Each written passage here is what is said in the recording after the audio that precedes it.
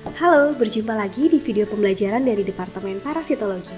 Kali ini kita akan belajar bersama mengenai Dipilobothriasis. Perkenalkan, saya Rizkyani Amalia Kusumasari. Ya, untuk penjelasannya atau introduksinya bahwa penyakit Dipilobothriasis ini disebabkan oleh suatu cacing pita lebar atau the broad tapeworm yang biasa disebut sebagai Dipilobothrium latum. Ini adalah jenis utama dari genus Dipilobothrium yang menginfeksi manusia.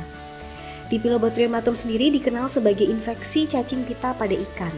Orang yang terinfeksi dengan memakan ikan mentah atau setengah matang yang mengandung larva cacing pita ini bisa menyebabkan atau bisa mendapatkan Dipilobothriasis pada tubuhnya. Spesies lain seperti Dipilobothrium nihon kaiense di Jepang dan Dipilobothrium Klebanovsky di Siberia juga dapat menginfeksi manusia. Penularannya yang berasal dari ikan air tawar, misalnya ikan salmon, ikan trout, ikan tombak. Nah, ini manusia juga memang sebagai inang definitif dari si cacing parasit ini, sehingga cacingnya ini bisa sampai dewasa di tubuh manusia. Kemudian parasit ini biasanya dikenal sebagai pencuri atau pengambil B12, vitamin B12 yang bisa menyebabkan hingga anemia. Dan ini untuk epidemiologinya dari si cacing parasit ini berkaitan dengan wilayah perairan yang dingin seperti di Skandinavia atau di Amerika Utara. Ini juga erat hubungannya dengan konsumsi ikan mentah atau yang dimasak dengan buruk atau tidak matang yang umum biasanya ditemukan di hidangan-hidangan tradisional misalnya di Eropa, di Amerika Selatan atau di Jepang. Dan pada tahun 2002 prevalensi kasus untuk Dipilobothriasis ini pada manusia diperkirakan mencapai 20 juta di seluruh dunia. Untuk di Jepang sendiri, tahun 1970-an, insiden Dipilobothriasis ini, terutama yang disebabkan oleh Dipilobothrium latum, ini telah meningkat sekitar 100 kasus yang tercatat setiap tahunnya. Untuk Dipilobothrium latum ini ditemukan pada spesies biasanya salmonoid dan di otot di beberapa spesies ikan di Amerika Utara. Biasanya di ikan tombak atau ikan pike, kemudian ikan hinggap kuning, yellow perch atau walleye atau di sauger. Bisa di Eropa, bisa di Asia Utara. Biasanya ikan pike juga, ikan perch, ikan rufe dan ikan wortel. Dan untuk siklus hidupnya biasanya dibagi menjadi 3 bagian, yaitu siklus di manusia, siklus di krustasea, copepoda, dan di siklus ikan air tawar. Nanti telur dikeluarkan tanpa embrio, biasanya melalui feses dikeluarkannya. Kemudian dalam kondisi yang tepat nanti telur akan matang sekitar 20 hari. Setelah itu nanti akan menghasilkan onkosfer yang berkembang menjadi korasidia. Lalu setelah tertelan oleh krustasea yang sesuai di alam sebagai inang perantaranya ya, ini korasidia ini akan berkembang menjadi larva procercoid. Nanti larva procercoid ini akan dilepaskan dari krustasea setelah dimangsa oleh inang perantara kedua, biasanya ikan-ikan yang kecil, yang nanti akan bermigrasi ke jaringan yang lebih dalam, tempat nanti mereka akan berkembang menjadi larva plerocercoid atau spargana, yang merupakan tahap infeksius untuk ikan definitif. Lalu karena manusia umumnya memang tidak memakan ikan-ikan yang kecil, sehingga ikan perantara kedua ini mungkin tidak menjadi sumber infeksi yang penting di manusia. Tetapi inang perantara kedua ini juga nanti dapat dimakan oleh ikan atau oleh spesies predator yang lebih besar ukurannya, yang nanti berfungsi sebagai inang paratenik. Nah, inang paratenik itu apa? Adalah inang yang dia itu sebagai reservoir atau sebagai tempat dari si tahap larva parasit ini untuk bisa bertahan hidup, tetapi memang tidak bisa berkembang lebih lanjut seperti pada inang definitifnya, yaitu manusia. Dalam kasus ini, plerocercoid ini nanti akan bermigrasi ke otot ikan predator yang lebih besar tadi, lalu nanti akan ke manusia sebagai inang definitifnya.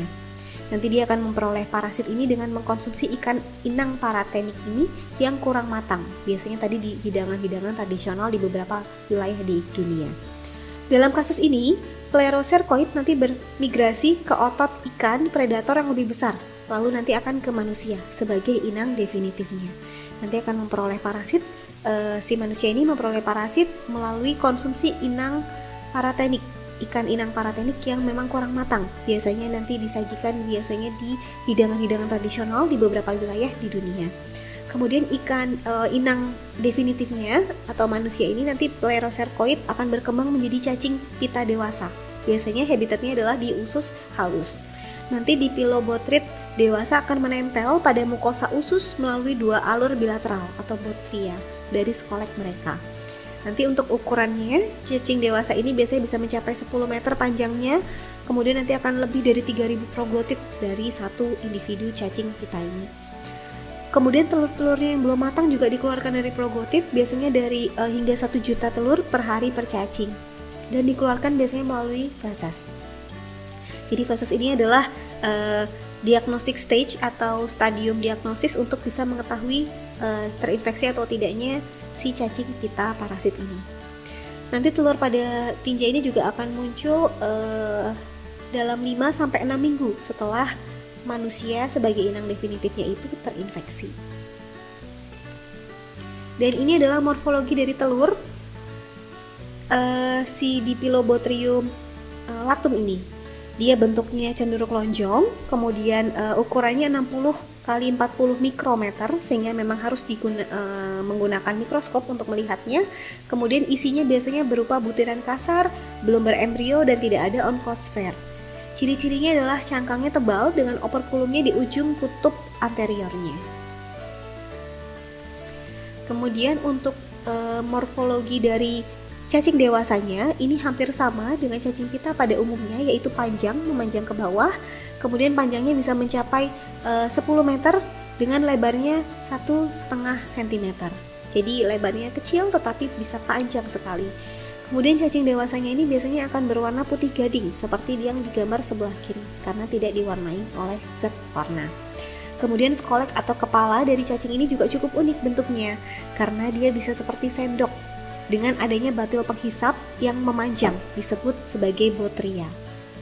Cacing pita Dipilobothrium ini dapat tumbuh hingga 2-15 meter panjangnya, bisa sampai 3.000 sampai 4.000 proglotit atau segmen atau strobila. Nah, ini karena tadi satunya disebut botria, ini Dipilobothrium, jadinya dia memang memiliki 2 botria dalam satu individu cacing pita. Kemudian parasit ini juga dapat hidup hingga 20 tahun lamanya dengan laju pertumbuhannya dapat mencapai 22 cm per hari.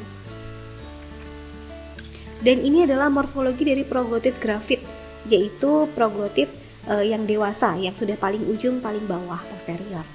Dari bentuk dan ukurannya, ini bentuk dan ukuran lebarnya ini lebih lebar daripada ukuran panjangnya, sehingga tiap proglotitnya ini memanjang ke samping bukan ke bawah. Proglotitnya tadi bisa mencapai hingga 4.000 proglotit jumlahnya, kemudian panjangnya bisa sampai 10 meter, dengan ciri khas lainnya adalah bagian uterusnya. Uterusnya kalau teman-teman lihat itu dia berbentuk seperti roset atau berpola seperti bunga mawar, dengan porus genitalisnya berada di bagian tengah. Kemudian ini adalah patofisiologis dari Dipilobothrium latum yang terbagi menjadi 3, yaitu perubahan reaksi dan kadar kimiawi dalam tubuh. Nanti setelah cacing pita parasit ini masuk ke dalam tubuh, dia mengubah kadar zat kimia dalam jaringan dan darah inang.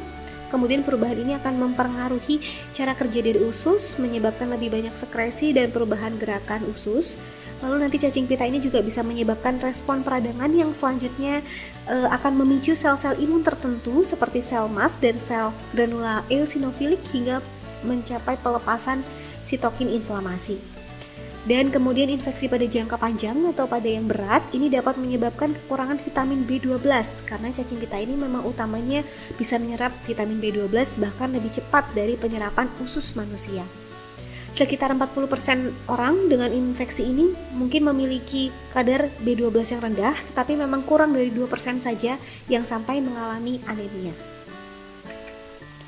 Dan ini adalah rangkuman dari video pembelajaran kali ini, yaitu Dipilobothrium latum dikenal sebagai infeksi cacing pita pada ikan.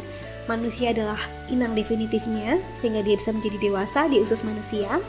Kemudian umumnya ditemukan pada hidangan tradisional, biasanya di daerah Eropa, Amerika Selatan, dan di Jepang. Kondisi ini dikaitkan dengan konsumsi ikan mentah atau yang tidak dimasak dengan benar. Lalu skoleknya memiliki bentuk yang unik, yaitu bentuknya seperti sendok dengan 2 alur penghisap atau 2 botria ya, Dipilobothrium, memanjang ke atas bawah begitu. Jadinya berbeda sedikit dengan cacing pita lainnya yang biasanya sakernya atau batil pengesapnya bulat, kalau ini memanjang. Dan yang terakhir adalah cacing pita ini akan mengubah konsentrasi bahan kimia dalam darah dan jaringan inang setelah memasuki tubuh si inang definitifnya. Dan ini adalah beberapa referensi yang kami gunakan untuk menyusun video pembelajaran kali ini.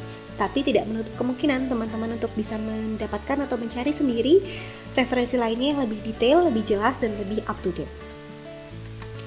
Demikian video pembelajaran kali ini, dan terima kasih atas perhatiannya. Lalu sampai berjumpa lagi di video-video pembelajaran berikutnya.